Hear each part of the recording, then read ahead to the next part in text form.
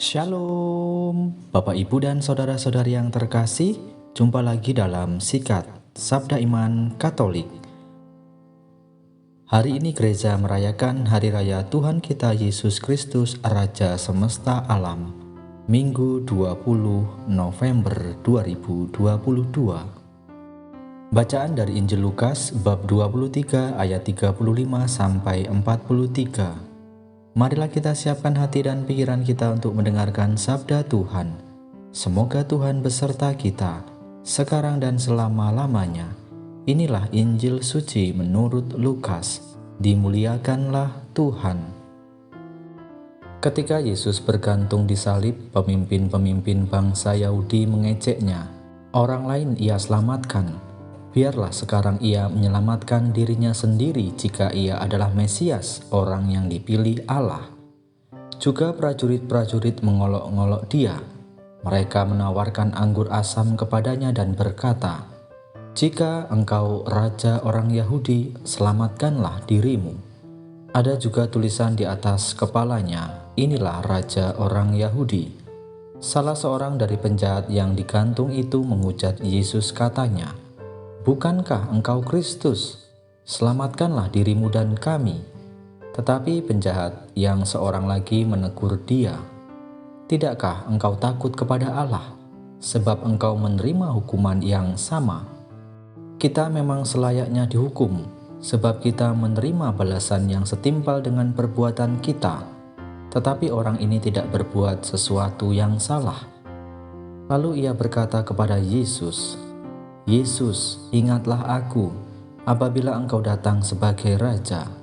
Kata Yesus kepadanya, "Aku berkata kepadamu, sesungguhnya pada hari ini juga engkau akan ada bersama-sama dengan aku di dalam Firdaus."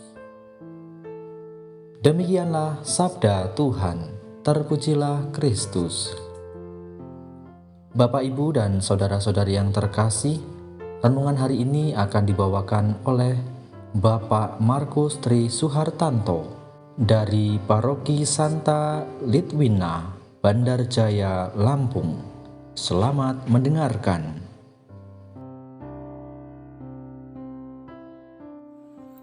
Bapak, Ibu, dan saudara-saudari yang terkasih, tentu saja kita tidak asing dengan istilah raja. Tentu kita tahu bahwa istilah raja sering dipakai untuk membuktikan bahwa seseorang atau sesuatu memang tak tertandingi. Dalam kisah lama, ada seorang raja yang bernama Anglingdarma.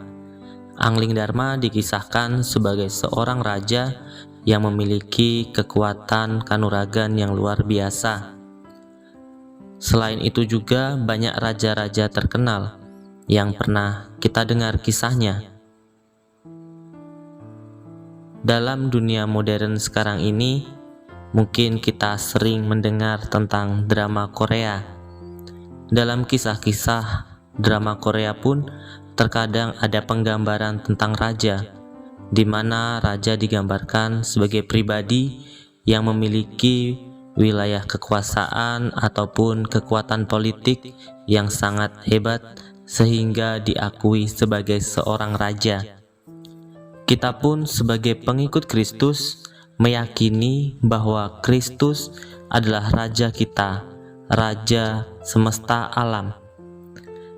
Raja-raja yang kita katakan seperti Raja Anglingdarma ataupun dalam kisah raja-raja yang lain adalah raja manusia yang memiliki wilayah terbatas, kekuasaan terbatas, dan kekuatan terbatas. Tetapi raja kita, raja semesta alam, adalah raja yang memiliki wilayah kehebatan, kelebihan, dan kekuasaan yang tak tertandingi dan tak tergantikan, mencakup setiap alam semesta dan segala yang ada di dalamnya.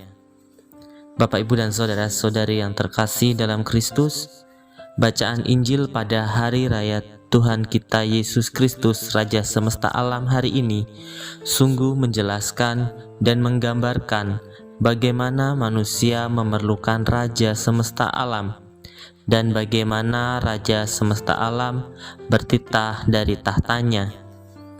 Kayu salib adalah tahtanya, dan duri jadi mahkotanya. Dialah Raja yang rela menanggung hukuman bagi umatnya. Pujian baginya adalah ejekan, olokan, dan caci maki. Namun dari tahtanya ia bersabda, "Ya Bapa, ampunilah mereka, karena mereka tidak tahu apa yang mereka lakukan." Sebuah peristiwa yang sungguh luar di akal sehat manusia. Raja menanggung hukuman dan masih berdoa supaya Bapa di surga mengampuni orang-orang yang melaksanakan hukuman terhadap dia. Dan dialah Allah, Allah yang mencintai, mengasihi, menyayangi umatnya. Dialah Allah yang kita imani, yang datang sebagai Raja, bukan sebagai raja yang menghukum, melainkan raja yang datang untuk dihukum, menggantikan kita untuk menebus dosa-dosa kita. Menjelang ajalnya, seorang dari penjahat di sampingnya memohon, sekaligus mengakui Yesus sebagai raja, agar setidak-tidaknya ia diingat ketika sang raja kembali. Namun Yesus sebagai raja justru menjawab permohonannya dengan titah pengabulan yang lebih besar. "Engkau akan bersama-sama aku di Firdaus." Penjahat yang semula hidup dalam kegelapan, kini hidup dalam terang surgawi, dalam terang kasih ilahi bersama Sang Raja. Demikianlah kita para pendosa yang telah ditebus olehnya, yang seringkali terseret dalam kegelapan dunia. Marilah kita kembali kepada Sang Terang. Jangan biarkan kegelapan menguasai kita ataupun menguasai saudara-saudara kita. Marilah kita tinggal di dalam Kristus sebagai Raja kita, Sang Terang, karena di dalam Dialah kepenuhan Allah, dan dengan darahnya kita diperdamaikan dengan Allah. Berkat Tuhan menyertai hidup kita. Amin.